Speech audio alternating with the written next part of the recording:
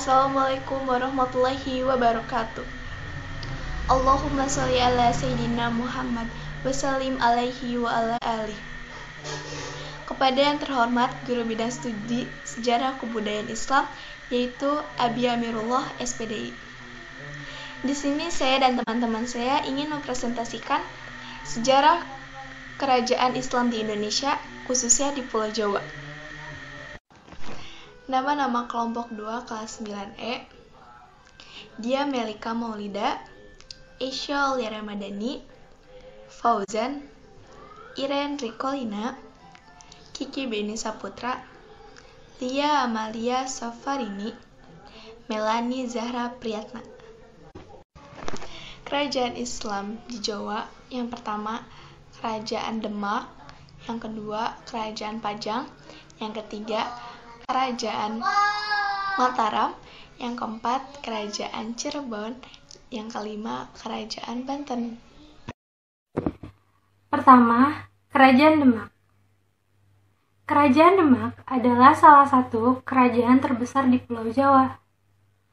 Jika sebelumnya kerajaan di Nusantara, berdirinya kerajaan ini berkat jasa para wali songo dalam upaya menyiarkan agama Islam.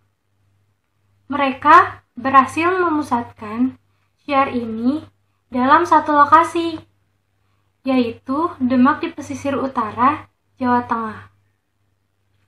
Beberapa mubalik yang ditunjuk untuk menyiarkan agama Islam di Demak, yaitu Raden Fatah dan Sunan Ampel. Berpedoman pada agama Hindu. Berbeda dengan Demak yang melakukan penyebaran agama Islam di Nusantara.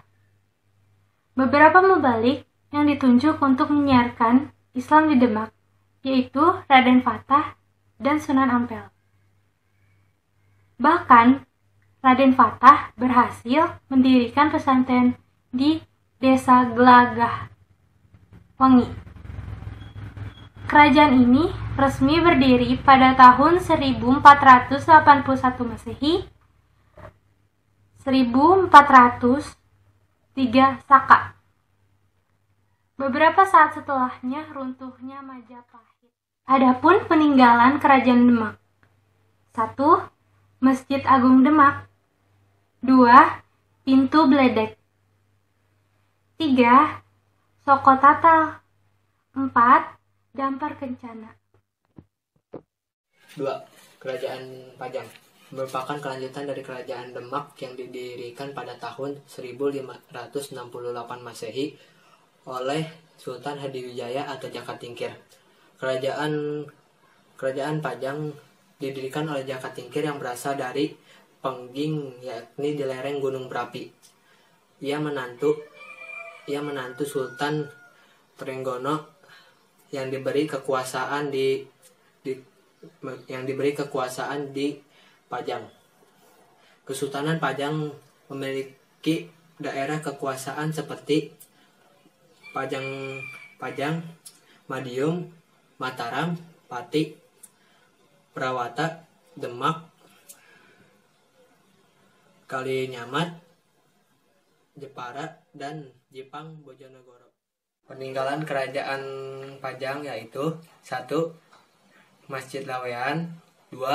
Pasar Lawean, 3. Makam Bangsawan. Nomor 3. Kerajaan Mataram. Kerajaan Mataram Islam terbentuk di wilayah Pulau Jawa pada abad ke-16 tepatnya pada tahun 1582. Kerajaan Mataram Islam atau yang disebut dalam bahasa Jawa Nagari Kesultanan Mataram merupakan kerajaan berbasis pertanian dengan menerapkan ajaran Islam. Pusat pemerintahan Kesultanan Mataram Islam terletak di wilayah Kota Gede yang berada di kota Yogyakarta sekarang. Dalam buku Menelusuri Jejak Mataram Islam Yogyakarta, karya Wiranata Soejarmeni, kerajaan ini bermula dari keberhasilan Danang Sutawijaya yang mengalahkan Arya Panangsan dalam sebuah pertempuran. Sebagai hasilnya, Sutawijaya mendapatkan hutan mentok dari Sultan Hadiwijaya yang awalnya dimiliki oleh Sutawijaya, yakni Ki Ageng Pamanahan. Sutawijaya yang memegang hutan Mentaok kemudian mendapat gelar penambahan Senopati. Lokasi hutan Mentaok sebelumnya berada di kawasan Bangutapan, lalu kemudian pusat pemerintahannya berada di Kota Gede. Adapun peninggalan Kerajaan Mataram. 1.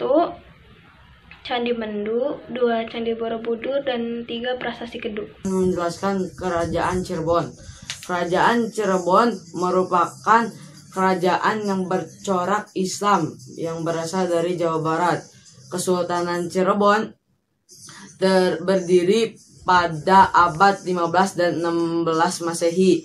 Kesultanan Cirebon yang merupakan pangkalan paling penting yang menghubungkan jalur perdagangan antara Pulau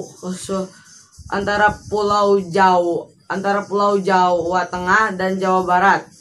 Kesultanan Cirebon berlokasi di pantai utara Jawa yang menjadi perbatasan antara wilayah Jawa Tengah dan Sunda. Jawa Tengah dan Jawa Barat. Ini membuat Kesultanan Cirebon menjadi perbatasan sekaligus jembatan antara dua kebudayaan khas Cirebon yang didominisasi oleh kebudayaan. Terus Cirebon, asal nama Cirebon yaitu air bekas pembuatan terasi, artinya tercipta pada Cirebon yang berasal dari cai, air, dan rebon, ikan rebon yang bersatu menjadi Cirebon. Wassalamualaikum warahmatullahi wabarakatuh. Peninggalan Kerajaan Cirebon. Yang pertama ada makam Sunan Kalijati. Yang kedua ada Istana Koprabon. Yang ketiga ada Istana Cirebon.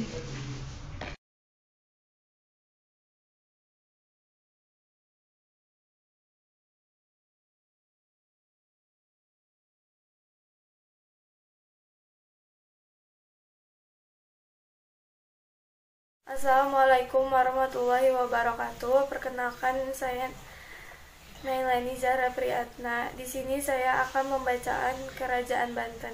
Kerajaan Banten sebelum abad 13. Wilayah Banten adalah tempat yang sepi dari jalur perdagangan. Pasalnya Selat Sunda di kala itu bukan jalur perdagangan. Laut Jawa yang memiliki peranan penting dalam jalur pelayaran dan perdagangan Banten. Lalu, semenjak penyebaran Islam masuk di wilayah Jawa, Banten mulai agak berarti. Hingga pada awal 16, wilayah Banten masih beragama Hindu dan masih menjadi bagian Pajajaran yang berpusat di Bogor. Bahkan, Kerajaan Pajajaran telah melakukan kesepakatan dengan Portugis, sehingga Portugis mendirikan wilayah dagang dan benteng di Sunda Kelapa. Pada tahun 1526,